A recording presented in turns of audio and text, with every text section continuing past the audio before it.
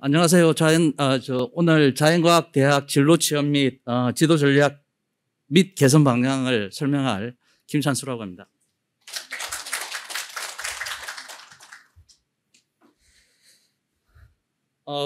먼저 시작하기 전에 오늘 여기에서 이제 논의되었던 주제들이나 내용들이 좀 더 심도 있게 논의가 되고, 그 다음에 그것을 바탕으로 해서 본부에서 좀 적극적으로 지원을 해서 진로와 취업이 한 단계 더 개선이 되고 향상이 될 수 있는 계기가 되었으면 하는 마음에서 발표를 하도록 하겠습니다. 자연과학대학 진로 및 취업 향상을 위한 여기에 있는 목표와 필요성입니다. 목표와 필요성인데, 그림을 보시면 이게 2020년도 교육부에 고등교육기관 졸업자 취업 통계가 나와 있습니다. 2021년은 제가 검색해 보니까 안 나와가지고 이걸 사용을 했는데, 졸업자 수하고 최근 4년간 취업률을 보시면 전체적으로 하향하고 있습니다. 떨어지고 있습니다. 그래서 코로나의 영향도 있고 기업에서 취업에 대한 패턴 형태도 바뀌었기 때문에 이러한 영향들을 가지고 있습니다. 근데 취업률이 떨어져 있다 하더라도 모든 분야가 다 감소를 하느냐, 그렇지 않다는 겁니다. 코로나 상황이었지만 데이터 신산업 분야, 그 다음에 이 데이터 신산업 분야 중에서도 뭐 빅데이터라든지, 안 그러면 바이오 쪽이라든지, 안 그러면 기후 문제에 있어 가지고 기후 전문가라든지 이런 쪽은 또 오히려 활성화가 되고 있습니다. 그래서 교육에 대한 연계성을 강화하고, 그 다음에 학생들한테 자기 주도적 탐색을 할 수 있는 그런 역량을 강화를 시킬 수가 있다라고 그러면 취업을 하는 데 있어서 굉장히 효과적일 것이다라고 생각을 합니다. 근데 지금 저희가 여기 적은 거는 아이디어를 한 생각입니다. 지금 교육학, 그러니까 그러니까 이상적으로 지금 생각하는 방법과 교육에서 지금 현장에서 이루어지고 있는 교육은 갭 차이가 큽니다. 지금 이렇게 지금 진행이 되지가 않습니다. 그래서 제일 좋은 방법은 예를 들면 빅데이터 학과라든지 뭐 그런 학과를, 그러니까 첨단 학과를 만들어서 융합할 수 있도록 하면 좋겠지만, 그렇게 하기에는 학과에 여러 가지 문제가 있기 때문에 첨단 학과를 만들기가 어렵습니다. 그렇다고 그러면 학과 내에서 이런 기초과학을 근간으로 해서 이런 신소재, 그러니까 신데이터 산업 쪽으로 갈 수 있도록 유도하는 게 필요하다고 생각합니다. 그러려고 그러면 지금 뭐 많은 학과들, 우리가 이제 편입학 녀석을 가지고 첨단 학과를 만들었습니다. 그 중에는 새롭게 만들어진 학과도 있고, A 학과에서 B 학과로 이름이 바뀐 학과도 있고, 근데 그렇게 하지 않지만 요즘의 추세에 맞게끔 교과목을 변경을 해서 운영하는 학과도 있습니다. 그런 학과는 드러나지가 않습니다. 뭐 지원도 받는 것도 아니기 때문에. 그래서 제가 생각할 때는 점진적으로 늘리기 위해서는 그런 학과들, 그러니까 말없이 조용히 그냥 조금의 변화를 타고 있는 그런 학과들을 우리가 학과 평가를 하고 있는데, 거기에서 3년, 5년 안에 그런 최근의 변화가 있었는지 없었는지 그런 것들을 해서 가점을 줄 수 있는 그런 형태로 가야 지금 이 이상적인 교육의 목표와 현실적인 교육의 목표의 갭을 어느 정도 완화시킬 수 있지 않을까, 저는 개인적으로 그렇게 생각하고 있습니다. 자연과학대학에서 추진하고 있는 세부 사업들이 1년 전에 제가 여기서 발표를 했을 때와 지금 현재 했을 때 크게 차이가 나지가 않습니다. 그래서 루틴한 부분들은 간단하게 설명을 하고, 취업과 진로에 있어서 중요하다고 생각되는 부분들은 조금 더 밀도 있게 설명을 좀 드리고자 합니다. 저희들의 전체적인 기본 틀은 이 그림입니다. 1학년 때는 이제 진로 탐색, 2학년 때는 직업 탐색, 4학년 때는 이제 취업 스킬을 하는데, 거기에서 학과가 운영하는 부분들이 있고, 그 다음에 단과대학에서 운영하는 부분이 있고, 그 다음에 인재개발실에서 협조를 받아서 운영하는 부분들이 있습니다. 그래서 이 세 주체가 원활하게 움직이게 되면 좀 더 다양한 그런 효과를 갖다가 볼 수가 있을 거라고 생각합니다. 진로와 취업의 크게 축은 두 가지라고 저는 생각하고 있습니다. 하나는 이제 취업을 하는 거고, 또 하나는 진학을 하는 겁니다. 대학원에. 진학을 하게 되면 취업률 올라갈 수밖에 없습니다. 분모가 줄어들기 때문에 당연히 취업률은 올라갈 수밖에 없습니다. 그래서 대학원 진학하고 그 다음에 취업을 하기 위한 방법이 필요하다고 생각합니다. 여기는 저희들이 올해 초하고 작년에 했던 내용들입니다. 그 중에서 이제 올 초에 했던 거는 거의 한 3년 동안 학생들이 비대면으로 수업을 했습니다. 그 학생들이 이제 대면으로 넘어오니까 인재개발실에서 다양한 프로그램을 운영하고 있는데 어떻게 접근을 해야 되고 어떻게 봐야 될지를 전혀 찾아가기가 어렵다는 겁니다. 그래서 인재개발실 협조를 얻어서 5월 11일 날 인재개발실과 자연과학대학이 찾아가는 원데이 취업 캠프 설명회를 개최를 했습니다. 자연대학 내에서. 그래서 학생들이 들어오면 뭐 알리도 주고 교수님 참여하면 그다음에 인센티브 그러니까 그 교수 업적 평가 점수 올라갈 수 있도록 배려를 해서 취업을 했었습니다. 이런 것들이 조금 더 효과적으로 운영이 돼야 될 것 같고 조금 전에 이제 앞에 서두에서 강보영 팀장에서 해외에 취업하기 위한 그 설명을 했었는데 그것도 제 생각에는 2학기 때 한번 단과대학에 초청을 해서 학생들을 대상으로 해서 어떻게 준비를 해야 되고 어떤 내용이 있는지를 알려주는 게 저는 뭐 바람직하지 않을까라는 개인적인 생각을 가지고 있고 가을 때 아마 추진을 하려고 생각을 하고 있습니다. 그래서 여기 있는 1번부터 10번은 우리가 했던 것들 중에 일부를 설명을 하고 있습니다. 그래서 융복합 취업 동아리, 뭐 기업 탐방, 그다음 대학원 활성 지원 사업 뭐 이렇게 쭉 하고 있는데 이런 부분들은 넘어가도록 하겠습니다. 이 데이터는 올해 자료를 제가 못 받아가지고 2021년도 신입생을 대상으로 해서 얻어진 자료를 다시 제가 재편집해가지고 그린 토표입니다. 파이 차트가 주어져 있는데 진로나 취업을 하기 위해서 제일 먼저 이루어져야 될 게 상담입니다. 사람과 사람이 먼저 만나서 어떤 생각을 가지고 있는지를 알지 못하면 취업을 전혀 어떻게 취업을 하든 진로를 하든 뭔가 해줄 수 있는 방법이 없습니다. 그래서 신입생들의 생각을 들어봤습니다. 진로를 위해서 가장 필요한 프로그램이 뭐냐? 여기서부터 반시계 방향으로 소팅이 되어져 있습니다. 진로 상담, 그 다음에 진로 상담을 해달라, 그 다음에 취업 상담을 해달라, 멘토링이 필요하다, 진로 및 취업 특강을 해달라, 그 다음에 진로 탐색 특강을 해달라, 진로 취업 교과목을 해달라. 이런 순서로 이렇게 이루어져 있습니다.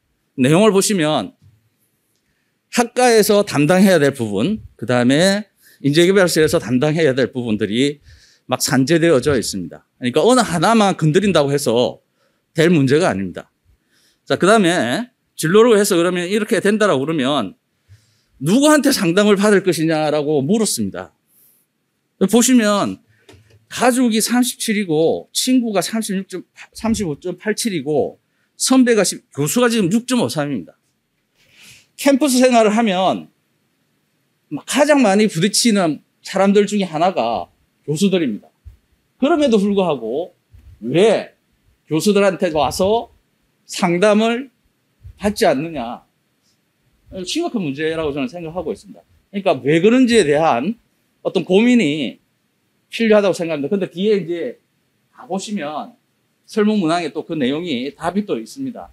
그래서 왜 이런 현상을 있어야 되느냐. 그리고 실제로 이제 상담을 해보면 또 잘 찾아오지도 않습니다. 이렇기 때문에.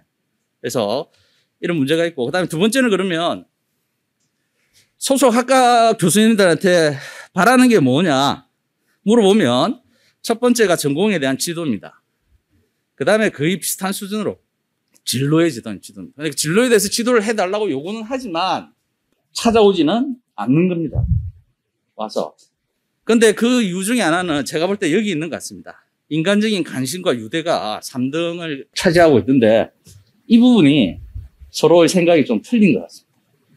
그래서 제가 생각할 때는 아마 지금 학생처에서 예산을 좀 잡아가지고 지금 신입생을 대상으로 해서 여론조사를 했습니다. 그러니까 설문조사를 했는데 재학생도 과연 신입생들하고 똑같은 생각을 하고 있는지를 아는 게 저는 중요하다고 생각합니다. 그래서 재학생들에 대해서 상담에 관한 부분들만 조금 더 특화를 시켜가지고 왜 그러면 상담을 안 오면 왜 안 오는지, 오면 어떻게 해서 오는 건지, 어떤 걸 원하는지를 재학생 전체, 그러니까 재학생하고 가능하다 그러면 졸업생을 대상으로 해서 설문조사를 갖다가 했으면 좋겠고, 그게 너무 많다라고 그러면 단가 대항별로 인원이 틀립니다. 그래서 비례처가 추출 방법을 통해서 설문조사를 해서 그거하고 지금 이거하고 비교를 하게 된다고 그러면 왜 그 상담에 대해서 조조하고 왜 이루어지지 않는지에 대해서 아마 명확하게 알 수가 있을 거고, 그걸 토대로 해서 제가 볼 때는 지금 7월 14일, 13, 14인가 취업진로 세미나가 이루어지고 있는데 외부에 특강해가지고 초청 강연하고 하는 것보다는 우리 학생이 가지고 있는 생각을 설명을 해주고 그걸 토대로 해서 어떻게 교수님들이 학생들한테 접근을 해서 상담을 유도하고 서로 공유관계를 만들 것인가 하는 게 저는 훨씬 더 중요하다고 생각합니다. 그러니까 그런 부분에 대해서 같이 고민을 할 필요가 있지 않을까 생각을 합니다. 이게 2021년도 작년에 제가 상담을 한 내용입니다. 네, 상담 여러분들이 포털에 있는 시스템에 들어가 보시면 지금 이런 형태로 되어져 있습니다. 되어져 있는데 지금 2명의 학생이 있습니다. 첫 번째 학생은 정말 비대면으로 이제 상담을 하라고 학과에서 연락이 오니까 어쩔 수 없이 상담을 하는 겁니다. 보시면 별다른 고민 없이 수업을 듣고 과제하며 지내고 있습니다. 온라인 강의가 익숙해져서 내년에 학교 다니며 수업을 들을 생각을 하니 걱정이 됩니다. 이번 학기 잘 마무리됐으면 좋겠습니다. 이렇게 합니다. 두 번째 학생은 자기가 가지고 있는 진로에 대해서 이렇게 고민을 해서 설명을 이렇게 쭉 했습니다. 이게 이제 2021년도에 이제 상담을 한 내용입니다.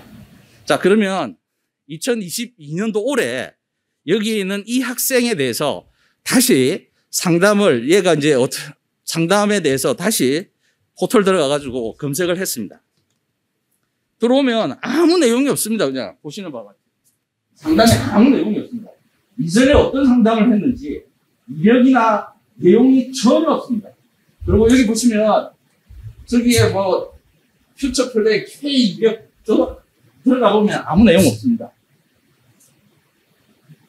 학생이 상담을 들어왔는데 작년에 상담을 받은 학생이 어떤 내용을 상담을 받았고 어떻게 지내고 있는지 뭐에 관심이 있는지 모르는 상태에 처음에 또 새로운 겁니다.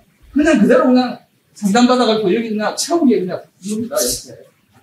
이래가지고 무슨 상담이 되는 겁니다. 이건 아무런 저는 의미가 없다고 생각하고 있습니다. 그래서 최소한 그 학생의 이력이 이런 형태는 아니다 하더라도 기업 탐방, 자격증 이런 거에 대한 그리고 상담을 학과에서만 받는 게 아니고 조금 전에 말씀하신 것처럼 관련되어 있는 인재개발 씨가 상담을 받을 수도 있고 여러 가지를 받을 수 있습니다. 그런 이력들이 다 나타나야 된다고 생각하고 어떤 내용으로 상담을 받는지에 대한 부분이 필요하다고 생각합니다. 근데 저 정도는 되어야 그러면 이 학생이 어떤 이점이 있고 강점이 있는지를 알 수가 있을 겁니다. 그걸 토대로 해서 상담이 이루어진다 그러면 훨씬 더 좀 효율적으로 이루어지지 않을까라고 생각을 하고 있고, 이게 업적평가입니다. 업적평가에 상담을 하면 한 건당 0.2, 여기 12점을 받으려 그러면 60건 처음입니다. 그냥 들어가서 처음입니다. 그러니까 이게 그냥 어떤 상담이 효율적이고 실용적으로 운영이 되어야 되는데 업적을 받기 위한 하나의 그냥 도구고 귀찮은 일로 지금 치유가 되어야 됩니다. 그래서 은혜를 주고 싶은 게 업적평가 교수들이 업적평가하는 건수를 좀 낮춰가지고 실용적으로 운영이 될 수 있도록 좀 열심히 하면 좋지 않을까 이렇게 생각합니다. 제가 2020년도에 딥러닝 기법 중에서 RNN이라고 하는 기법이 있습니다. 리커런트 뉴럴 네트워크 있는데 하도 이거 정리기 잘해가지고 나는 오늘 학교에 왔다. 학교에 와서 더워서 에어컨을 켰다. 에어컨을 켜보니까 에어컨이 고장이 나서 다시 집에 갔다. 요걸 RNN으로 학습했다. RNN은 뭐냐면은 사람처럼 과거의 기억을 인식할 수가 있습니다. 그래서 이 문장을 학습을 시켜가지고 뒷부분만 한 2문장을 갖다가 이런데 알아서 채워여라 이렇게 하니까 정확하게 채워졌습니다.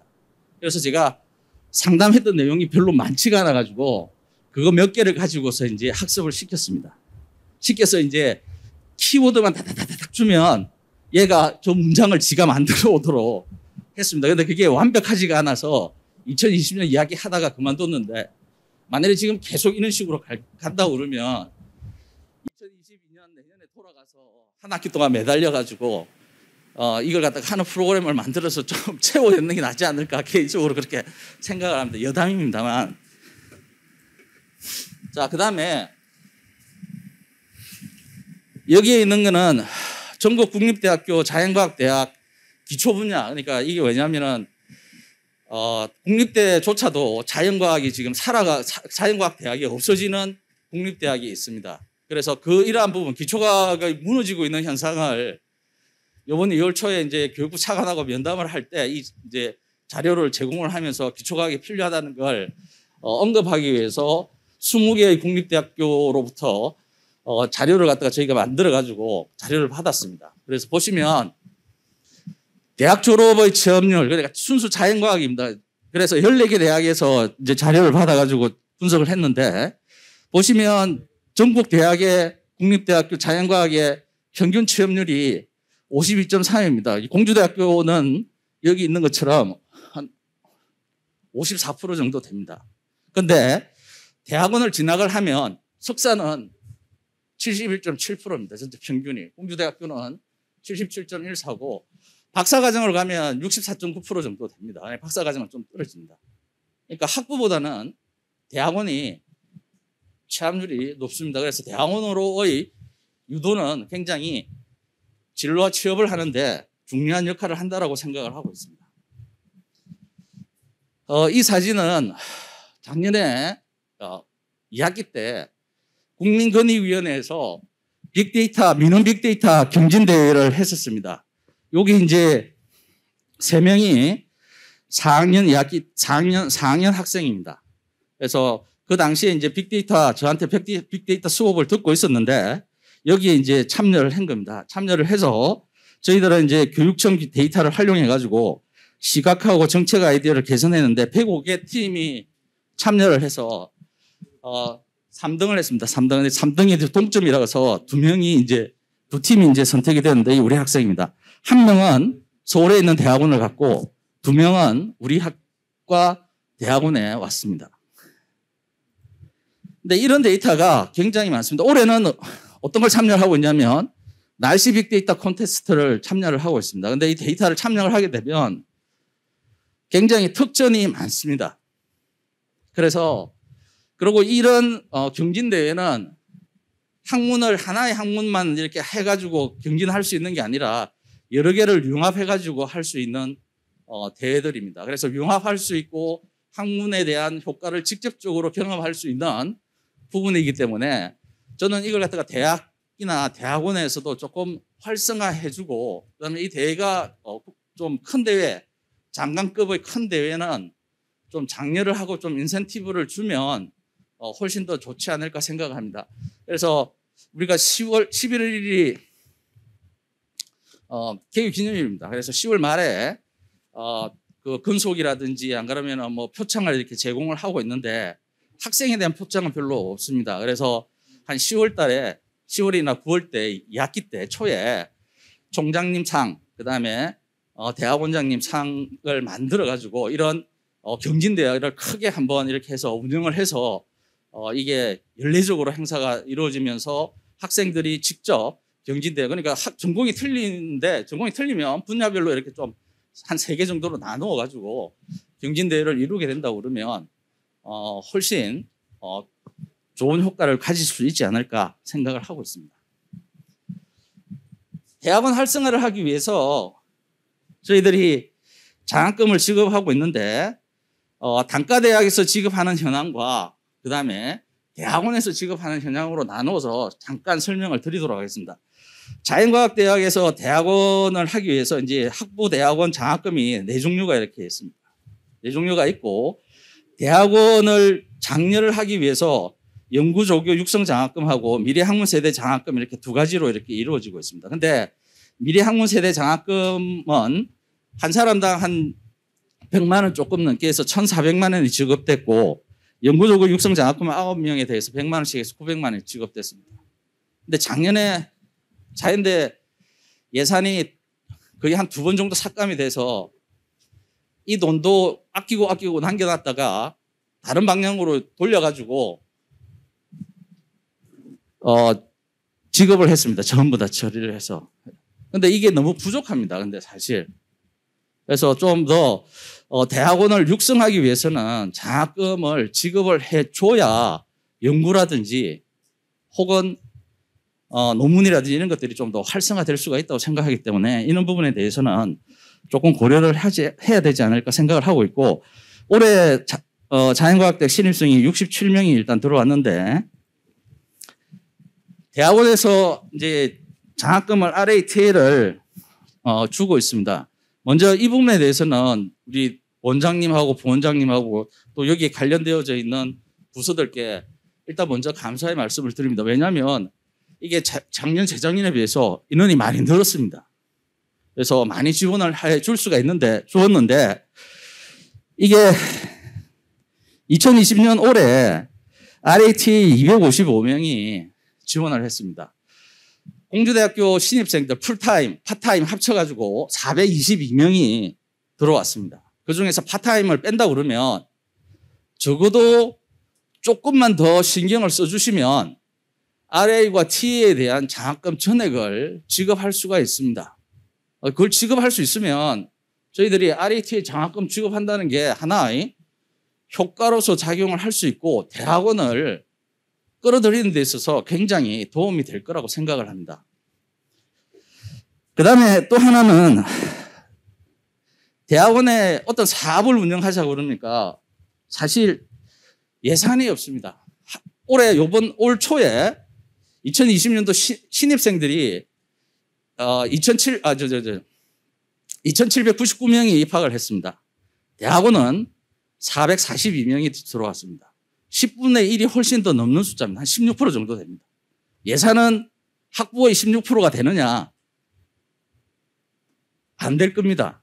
훨씬 더 작은 돈으로 이렇게 운영이 되고 있다고 저는 생각을 하고 있고, 이 부분에 대해서는 조금 배려가 되어야 되지 않을까 생각합니다. 그래서 지금 기획처에서 지금 대학 육성 사업을 하고 있는데 내용을 좀 보시면 영역에 지금 교육으로 들어가는 부분이 57% 정도 됩니다.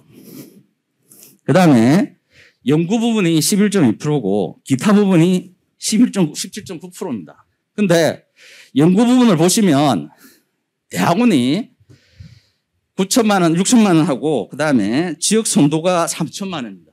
이 자료를 좀 요약해 보시면 영역에서 교육이 차지하는 전체 비중의 57%는 교육이고 연구는 11.2%고 기타는 17.9%입니다. 그리고 대학원에 들어오는 돈 5억 2천만 원 중에서 9천만 원, 17.3%입니다. 이렇게 되어진다 그러면 대학원은 활성화할 수가 없습니다. 대학원이 활성화가 안 되면 지금 산단에서도 연구를 진행하기 위해서 여러 가지의 지원 정책을 하고 있는데 거기가만 잘한다고 해가지고 논문이나 연구가 활성화될 수가 없습니다. 서로 유기적으로 결합이 되고 보완적인 관계로 가야 되고 거기에 기획처에서 대학원에서 할 수 있는 사업들은 좀 보완이 되어야 제가 볼 적에는 활성화가 되지 않을까. 제가 하나 예를 들겠습니다. 다른 대학은 다 숨겼고 유니스트입니다. 1인당 장학금이 다른 대학의 더블 이상입니다. 600만 원입니다. 전임 1인당 연구비 공주대학입니다. 저희들 단과대학 작습니다. 그러나 다른 대학이 거의 밀리지 않습니다. 그런데 유니스트 엄청납니다. 연구비 많고 학생들 많고 논문, SCI 엄청나게 나오고 있습니다. 우리는 하나, 둘, 셋, 넷 이깁니다. 대학원이 늘고 연구비가 지원이 된다고 그러면 대학원에서 된다고 그러면 저는 이거 충분히 올라갈 거라고 생각합니다. 와서. 지금 상황이 버티고 있는 상황이라고 보시면 될 겁니다. 그리고 건물 이야기는 안 할 수가 없는데 조금 전에 이야기했듯이 연구비의 수준은 좋습니다. 연구당. 근데 이게 자연대 복도입니다. 여기 1층이고요. 여기 2층이고 여기 3층입니다. 복도에 기재들 다 나와 있습니다. 그리고 여기 지금 이게 스피커가 되는지 잘 모르겠는데 이게 소음입니다. 복도에서. 여기 갔을 때 나는 소음입니다. 이런 환경에서 지금 지내고 있습니다. 뭐 4층에 물 새는 거는 지금 방수공사를 해서 좀 괜찮다고 하더라도, 그러니까 여기에 있는 연구 환경이 개선이 되고 대학원이 좀 더 활성화된다라고 그러면 조금 전에 이야기했던 논문과 연구에 대한 부분들은 지금보다는 훨씬 더 향상이 될 거라고 말씀을 드리면서 오늘 발표 마치겠습니다. 감사합니다.